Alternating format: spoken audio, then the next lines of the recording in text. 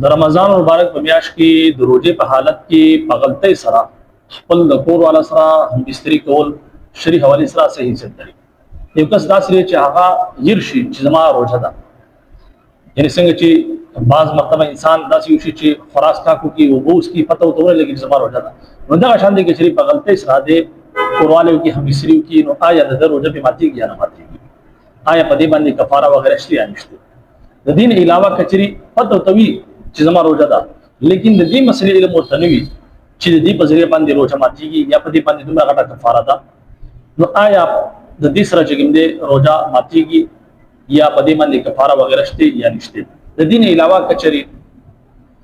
بل یو داسې طریقې اختیار کړي د کوروالې نه علاوه، اوس مثال طور پر د کورواله د لاس په ذریعہ باندې خپل منی اخراج کړي د روزې په حالت کې، نو آیا په دې باندې قضا شته او آیا په دې باندې هم کفاره شته؟ یعنی شی دا یو څو ضروري مسائل دي د روزې په حواله سره. اکثر کسان په دې حواله سره د غلطفهمي شکار دي. یو بلګری په دې حواله سره ماته چې موږ میسج کړو بار بار به تاسو کو چې زمانہ په غلطۍ سره چې موږ ما هم مستې کړل، آیا د دې بس کیږي؟ آیا دا زمانہ روزه ماته شو د دې په کفاره کیږي یا نه؟ نو یاد وساتئ د روزې په حالت کې وس داسې وي چې هغه په غلطۍ سره، یعنی هغه ته پته نه و چې زما روزه ده، یعنی هیر شي په یاره باندې چې موږ دې هم مستې وکړو، نو په دغه صورت کې ظاهره خبره ده د روزه نه ماتېږي. سمجھ کې خبره دي په یاره باندې چې انسان یو عمل کوي څنګه چې خلاص تا کوي په غي باندې روزه نه ماتېږي، نو دا شان دي چې په یاره باندې دې هم مستې وکړي، نو په دې باندې روزه نه ماتېږي او ظاهره خبره چې روزه نه ماتېږي نو دې به روزه جاری ساتي او په دې باندې کفاره وغیرہ هم نشته. ها البته یو کس داسې چې هغه تپته چې زما روزه ده، لیکن دا پته ته نه وي چې په دې عمل باندې یعنی په دې همبستري کولو باندې روزه ماتېږي یا نه ماتېږي، نو دې علم ورته نه وي یا دا علم ورته نه وي چې په دې باندې دومره غټه کفاره ده، نو په دغه صورت کې ذات ظاهره خبره ده اکثر کسان داسې چې علم نه وي څنګه چې دې ملګری تاسو کړو چې ما ته پته نه و چې په دې باندې روزه ماتېږي یا کفاره وي، او دا راته علم چې زما روزه ده لیکن دا راته پته نه و چې په دې باندې روزه ماتېږي، نو یاد وساتئ چې پته وي او کنه وي او تا ته دا علم چې زما روزه ده او کدا دا پته وی کنه وی چې په دې باندې روزه ماتېږي یا نه ماتېږي، په دې باندې کفاره شته یا نشته، په هر صورت کې په دې باندې روزه ماته شو او چې روزه ماته شو د دې روزه قضا هم کوي او د دې کفاره هم ادا کوي، یعنی شپته روزه به مسلسل نيسي یا چې کوم دې شپته چې مسکینان دي 60 مسکینانو دا وته روټه پرای روزه نشي نسله یا دا شان دي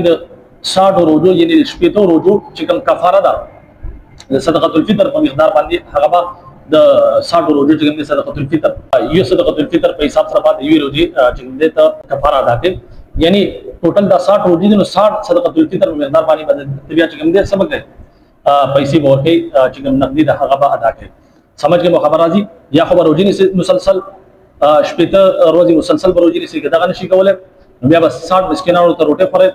په 60 مسکینانو باندې با دوه ټیم روټه پرې او دغه نشي کولای، بیا چې کوم دې 60 روزو چې کوم دې روزو هغه صدقه الفطر ادا کوي. سمجھ کې خبر راځي. د دین علاوه که یو انسان داسې چې د روزي په حالت کې کچري همبستري وغیرہ ونه کی بل یو داسې طریقې اختیار کی، اوس مثال طور پر زنانه د لاس په ذریعہ باندې خپل لوګو د لاس په ذریعہ باندې چې د منی خراج وږي، په دغه صورت کې ظاهره خبره ده روزه خو ماته شو لیکن په دې باندې کفاره نشته. د زنانه روزه به نه ماتېږي، د نارینه چې د ظاهره خبره ده د منی خراج شو، په دغه صورت کې د نارینه چې روزه د هغه فاسد شو ماته شو، په دغه صورت کې په دې باندې کفاره نشته، په دې باندې بیا د صرف چې د روزي قضا ادا کی. کفاره په دغه صورت کې دا چې کله خزه خاوند دخول وږي او پته وته چې زمونږ روزه ده، په دغه صورت کې بیا روزه ماته هم شي، اگر چې انزال نه شي صرف دخول وشي نو د صرف د دخول کې دوه سره هم دا روزه فاسد شي. سمجھ کې خبر راځي. صدانه ده چې کچري انزال شرط دی، انزال شرط نه دی بلکې صرف دخول وشي، یعنی حشفه چې کوم دی د چې کوم ذکر دی د هغه سپاری یعنی سر صرف داخل شي، په دغه صورت کې هم